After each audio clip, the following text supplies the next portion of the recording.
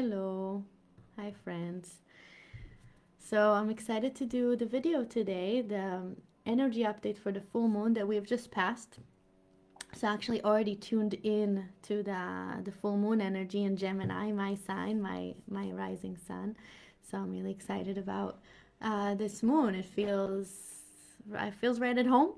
And I welcome everybody to my home of Gemini energy that's very light and like a childlike energy that just allows for new things to unfold. It likes change and movement and just a very curious energy. So I'm inviting you all to feel into that energy that like you can plan ahead, but things just happen anyways. And how can you embrace what's happening and then trust your inner guide and master within to just flow with those changes. I know Gemini is an air sign and flow like feels more like water, but how do you like ride like more of like the air currents, the hot air currents and chilling with it, or if this is more cold, it's like noticing how it's nice to also come down to the ground, just noticing that. So yeah, times are changing.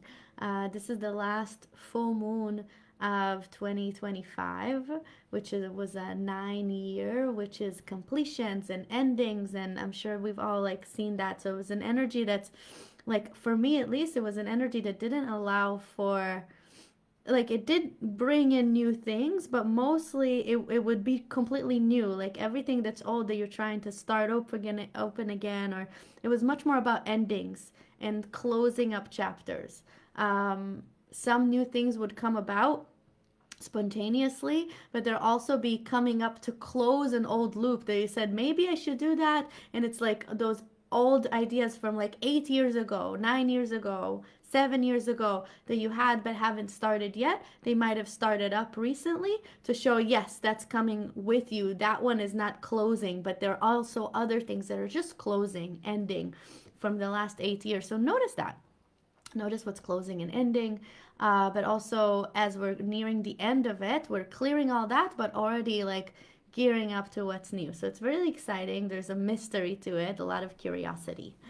Um, yeah, so I'm going to pull some cards for today to see what the energy is all about. I also wanted to let people know that I am starting another course, another year of initiation of the 7 initiations that's been guided by Jamie Sams, actually, that have been connecting to her spirit, honestly, and feeling the call to keep teaching the medicine wheel, the 7 initiations, the way she has. And so I will be doing that starting January. January 11th will be the opening class, which I'm also going to offer as a free masterclass. If anyone is not sure if they want to join, I'll send out the details later. You have a link to join, and also soon I will share the information about the January 11th masterclass. Where you can later on continue with the course if you want, or you don't have to, and just enjoy that class with us all. Yeah, so that's happening. Let me start by tuning us in. The song that's been calling me to share is an older tune that I really appreciate. I've been working with the concept of time, and this is a song that I like that is called Time o Tempo. Tempo in Portuguese, tiempo in Spanish is time. And also notice that it's also in Latin, it's time, but it means like the rhythm, the tempo, right? The tempo of life. So this is calling in Father Time, thanking for the times that are changing. Yeah.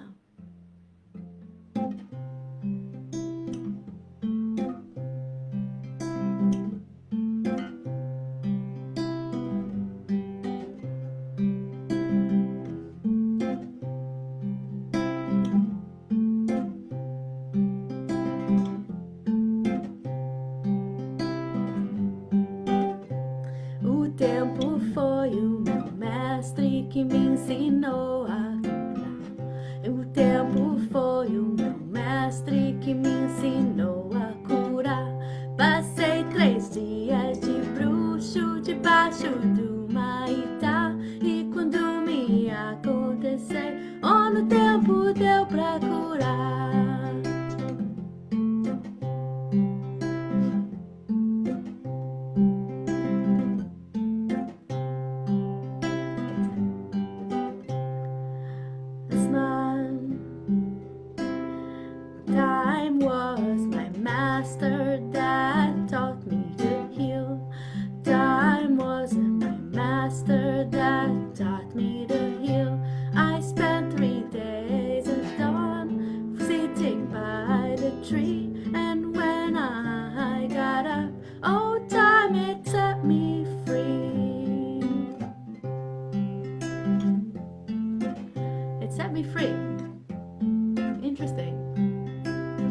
can we be freedom fighters of time, freeing up our time instead of being slaves to it.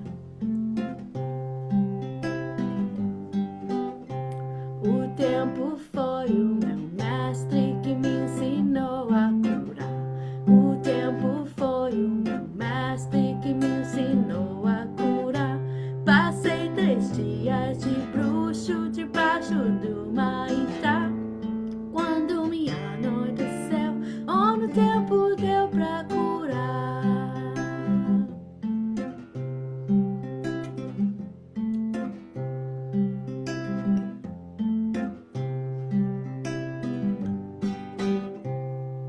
Yay! Fun, fun, fun. Okay. So, I would like to use, we will start with the tarot deck, the animal tarot deck, which I really like. We're gonna use that because it's a really nice indicator of time and the timelines, and we're going to use the tarot to look at this time. Things are already popping. What is this? The Queen of Spring. It's great stuff. But soon, yeah. So we're going to see the timeline. I'm going to look at the time ahead of this full moon all the way up to the new moon that's coming up in 2 weeks. All right? As it's signaling really the end of 2025. Thank God. Thank you for the changing of time. Thank you for time moving. It's been an interesting year so far, but I'm looking forward to the year ahead, as it's supposed to bring a lot more lightness. It's the energy of 10 or 1. That would be nice, wouldn't it? All right, so let's look at what's coming up. So we're starting with past, present, future, and then I'll pull in some other decks to take a look of some explainers, all right? If anyone's viewing and is looking for their own personal reading, please write it in the comments. If you're watching the replay, still write that you're interested for a card. When I find the time, I will send you a private message with your own card. Yay. All right, so we're starting with the Calico Cat. Look at that. Can you see? Okay. So this is a cat that is looking at a bowl of their food. So the bowl is full and money's falling all over. And it's calling about windfall of abundance and money and assistance, just like being very fortunate. And that's maybe something that you've noticed coming up lately, but that's not necessarily so. What I'm seeing with this card is it's also just like the concern of material things. Where is money coming from? How am I going to pay my rent? How will I pay for my child's school, my own food? So it's not necessarily just a windfall and abundance. It's also just thinking about those areas in our lives. And that's what we were just in.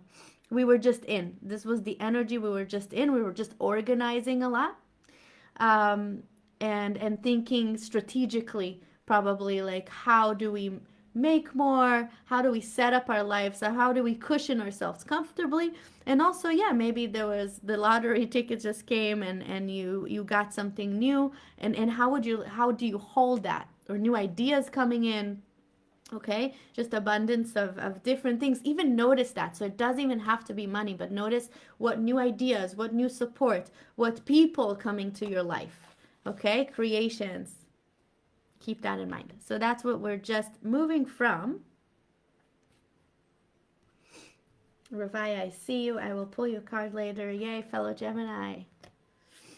All right, so the next card, which is the energy that we're in right now. So the energy of this full moon as we felt it. I just kept looking at it. It's so beautiful. Okay, so you can see it now.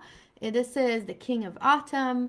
It's a gypsy horse. Again, there's like it's interesting. I see a lot of fall here. Like there's pumpkins, So it's the King of Autumn. So really enjoying. Again, there's abundance of what this period can bring us. So that's another thing. Like really noticing. Wait, what can I enjoy from what I have right now? That's available for me right now. Like I just had a ceremony for someone, and I I usually like to pick flowers to do a ceremony, but today I went and got like this beautiful little miniature orange, because now in Israel, at least, we're full of citrus.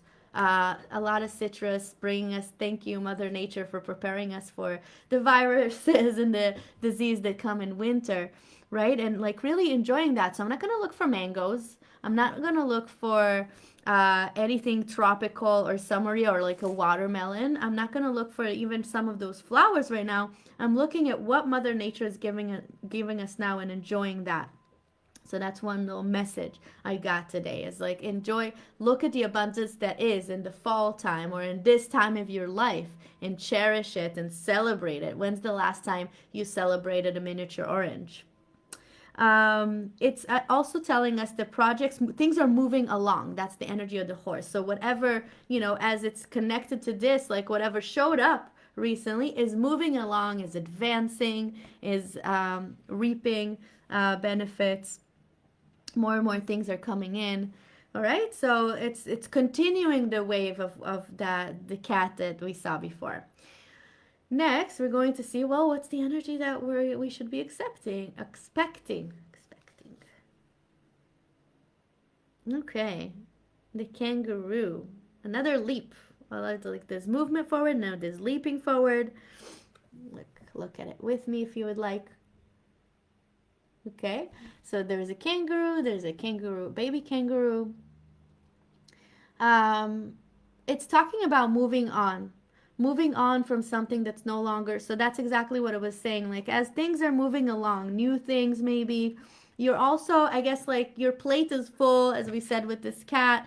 Things are moving along, and there's all these great abundance and harvest. Okay, then what do I need to move on from that just doesn't have space anymore in my life? It just doesn't have space. And do I allow myself to move from that? Okay. You're moving from a situation and into something new. You're being drawn to something that really, really makes you feel happy. So another thing to remember is what makes you happy? What's good for you? If you go back, let's use the energy of Gemini, that's like also the child, right? The inner child. And think about your childhood dreams.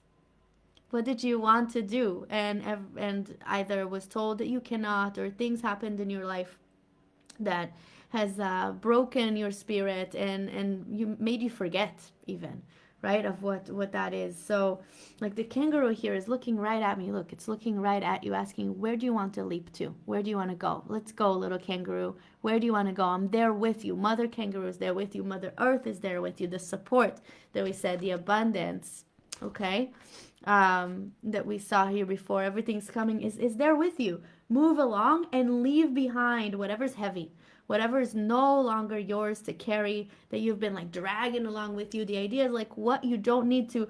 Look, we're coming up to the end of this year, so this is the last little squeeze, as I wrote, from like the toothpaste. What needs to go so we can leap and move more freely to 2026 and whatever you've set up. Lastly, I've used these cards before. These are archetypal cards, and I just want to see what are the archetypes that we're expecting for this period. So let's move these out of the way. Thank you so much. Animal Tarot deck, I highly recommend it. I like to work with it. Here it is if you're interested. Yeah, by Doreen Virtue. It's great. Thank you, Doreen.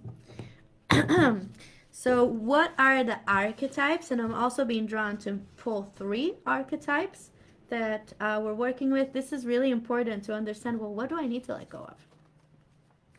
So the first one is the archetype of the poet. The archetype of the poet is the one that like, notice the darkness and then the light. It's like coming from within, from the darkness. I don't know if you've written songs or written before. They usually come from something that's like more of a heartache or something that's hard, and we're using the story to set it free.